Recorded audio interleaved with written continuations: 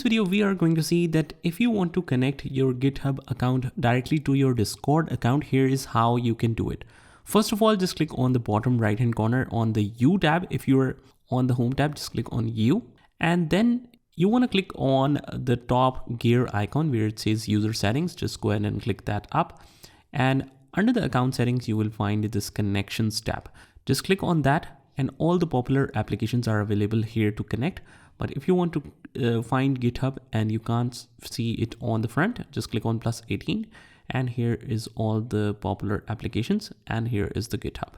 Just click on that, and once we have this open, you can see that it says sign into GitHub to continue to Discord. That means it will connect automatically to a Discord account using an API as soon as you click on the username and you write the password and click on sign in, and it will automatically connect to Discord.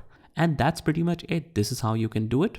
I hope you found this video helpful, and if you did, hit the like button and subscribe to our channel, and I will see you in the next one.